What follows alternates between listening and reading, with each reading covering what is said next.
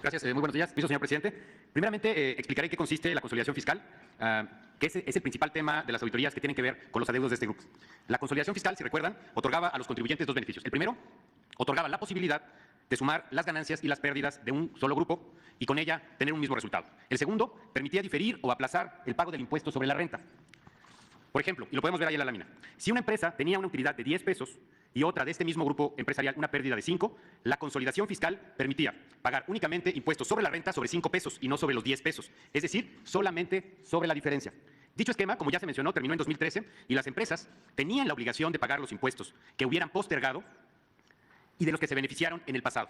La consolidación fiscal fue una figura de diferimiento de impuestos, no de condonación o cancelación de estos.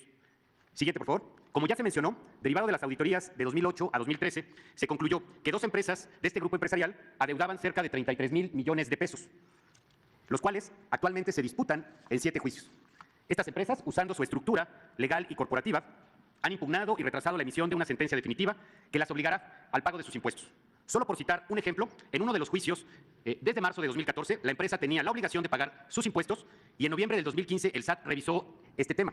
Pero no estando de acuerdo con esta determinación, la empresa se inconformó y posteriormente promovió un juicio de nulidad que 5 años después, es decir, en octubre de 2020, reconoció la validez de este cobro que hacía el SAT. Pero también vemos cuánto tiempo se tarda en resolver cada instancia judicial. Posteriormente, la empresa interpuso un juicio de amparo, el cual el tribunal colegiado intentó resolver en el 2021, pero la empresa lo impidió porque solicitó a la Suprema Corte ejercer su facultad excepcional de atracción, con lo cual se suspendió temporalmente la resolución del asunto.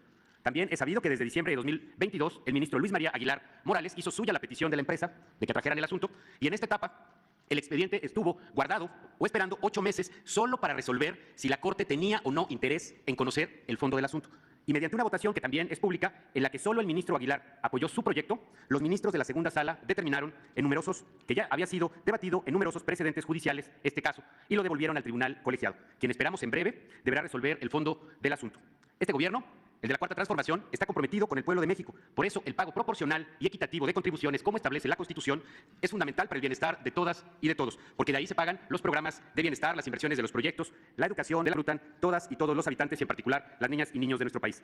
Las cantidades millonarias de impuestos que deben pagar los grandes consorcios deben ser recaudadas oportunamente para su correcta aplicación en beneficio del pueblo. Y también, como ya lo anunció el señor presidente, mencionar que la información que se ha abordado aquí, así como la información relevante que constata, demuestra o acredita lo expuesto, se subirá al portal del Gobierno Federal, del Gobierno de México, y donde se documentará lo que aquí se ha vertido. Es cuanto. Muchas gracias.